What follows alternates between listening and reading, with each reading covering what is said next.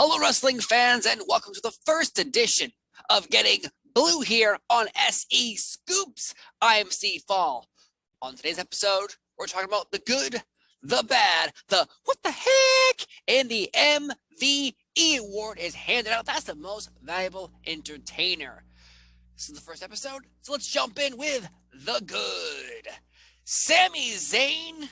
This man can do no wrong. Him and Drew McIntyre was the main event of SmackDown, and I think we all believed this match would not end properly. It's a lumberjack match.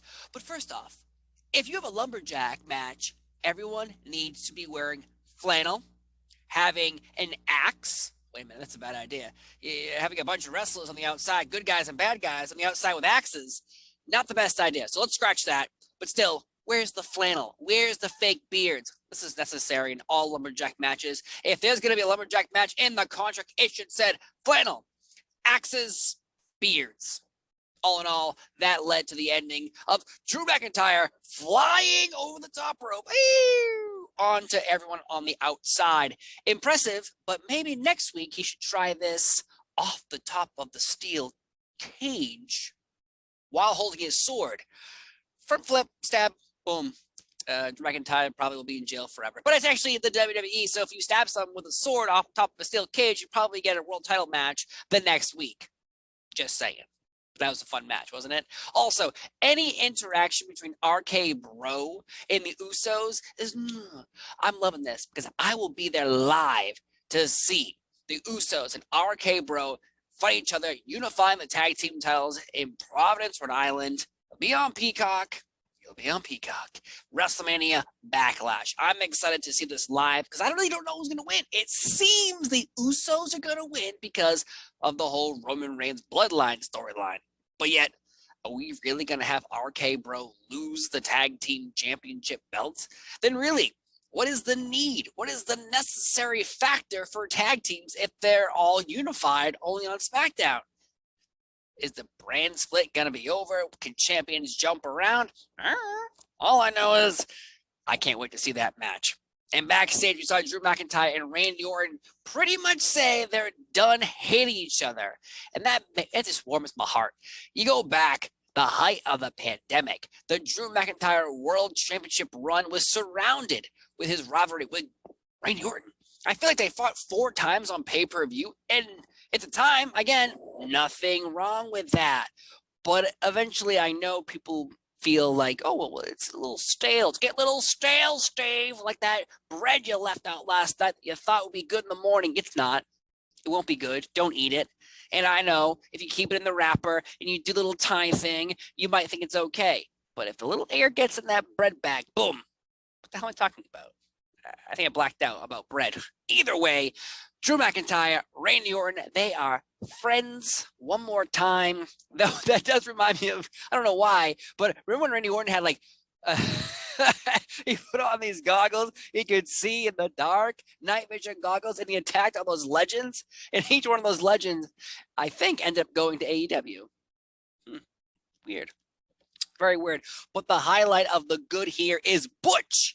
People were harping on the Pete Dunne name changing to Butch. I don't care what his name is. All I care about is him ripping apart Xavier Woods and then being upset that he lost the match, and then escaping into the crowd. And now Sheamus and Rich Holland need to go out and look for Butch. It's going to be like a Where's Waldo, and I'm excited for that. If the WWE put out a book that said, where is Butch? And I had to look on this beach and be like, okay, where's Butch? I see there's the lifeguard. Oh, there's the sexy lady in the bikini. Okay, there's the dog chasing the ball. I found Butch. He was sunbathing near the hot dog stand. Yeah, I found him. One more good, though. Shanky. It seemed like Jinder Mahal was angling at an Intercontinental Championship match against Ricochet. Also, we got to see Ali backstage. Not Mustafa Ali, Aliyah. But yet, it seemed like in any wrestling, if you go up to the champion and say, like, you're a big old chicken and I want to fight you, the good guy usually says, okay, I'm not a chicken, I will fight you. But Jinder Mahal he's like about to go, hey, Ricochet, can I get it? Oh, and Shanky just steps in and is like, how about you fight me? So next week, we're going to get Shanky versus Ricochet. Intercontinental Championship is on the line, and Jinder Mahal, he looks like someone pooped in his cereal. Oh, God. Actually, I think my face would be a lot worse if someone pooped in my cereal. Then the question would be, who pooped in my cereal?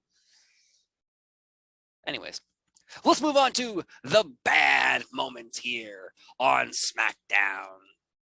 The top of the show kicked off with a contract signing between Charlotte Flair and Ronda Rousey. And it wasn't the contract signing itself. It was the fact that the contract was not there.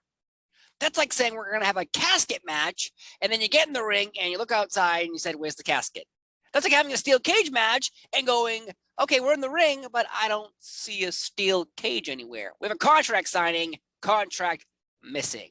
This was obviously to bring out Drew Gulak, and look at me, buddy, I got the contract. Even Pat McAfee said, come on, this is low grade stuff. We're gonna have a contract signing. Let's have the contract already out there. Adam Pearce, I know you're trying to train Drew Gulak to be your assistant, but you're not doing a very good job. Some people are good at their jobs as being just the authority figure, and apparently some people are not good at training other people to be the authority figure. Didn't really care for that. And then I love Charlotte Flair. I think she's probably the greatest women's wrestler of all time, but yet she's out there and her saying over and over again, like, I beat WrestleMania. I beat WrestleMania. I beat WrestleMania. I beat your WrestleMania. I beat you.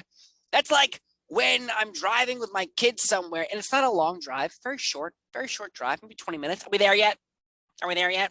Are we there yet? Are we there yet? Are we there yet? That's what I felt like listening to Charlotte Flair. I wanted to rip out the remaining hair I had on my head.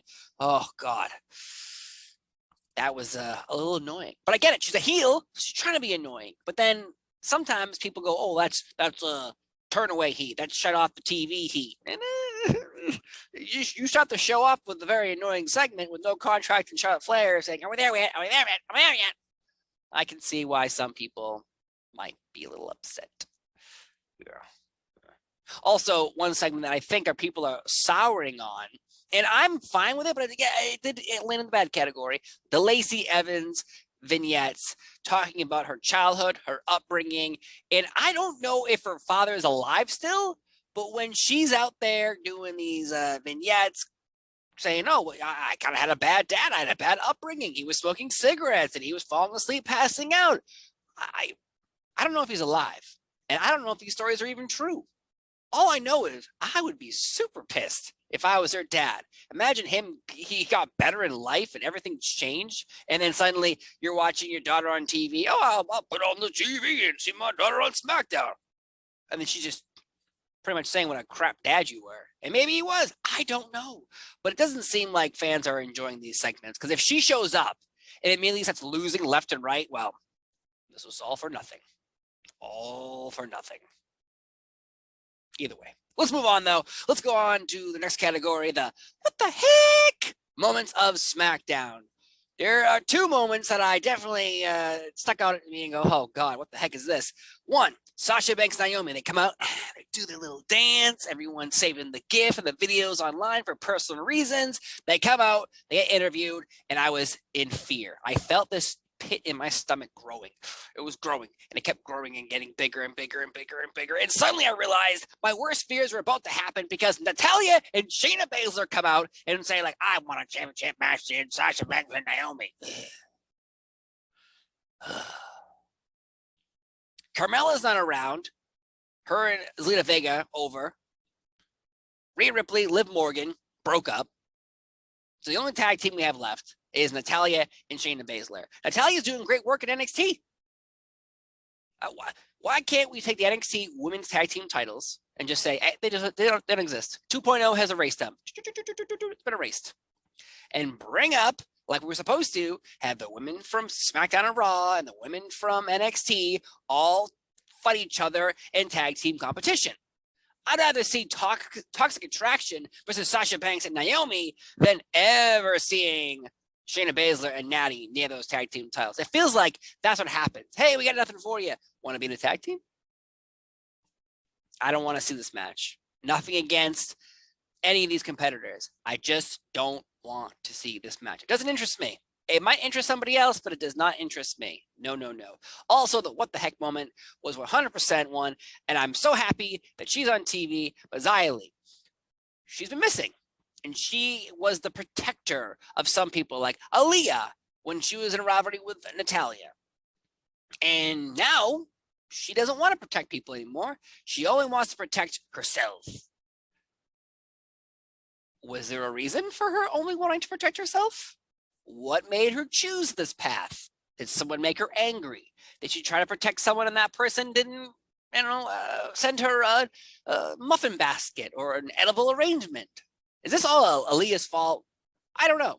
But it was definitely a what the heck moment of going, what's happening here? What's happening? But either way, I'm just happy she's on TV. Next step, let's get Shotzi Blackheart back on SmackDown too, because I love her. I love Xia Li. So good to see her. But those two were just like the what the heck moments. What are we doing here? What are we doing here? But we must end the show here on SE Scoops by handing out the MVE, the most valuable entertainer. And it's got to go to my favorite SmackDown superstar right now, Sami friggin' Zayn.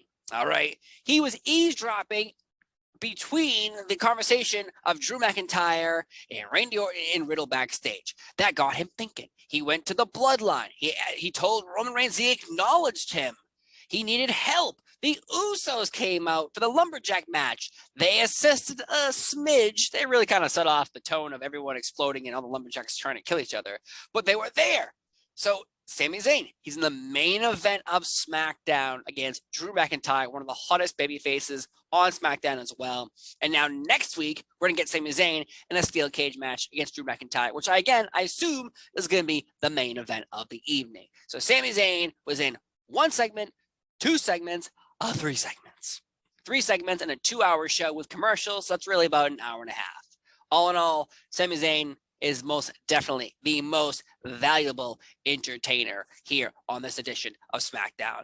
Plus, we did have other moments. They're hyping that next week, Raquel Rodriguez from NXT is making her SmackDown in-ring debut. 2 thumbs up to that. Gunther, that's right, put your chest out, like Michael Cole said to Pat McAfee. Gunther beat up a poor jabroni, a enhancement talent, and I love enhancement matches. That's how you get somebody over.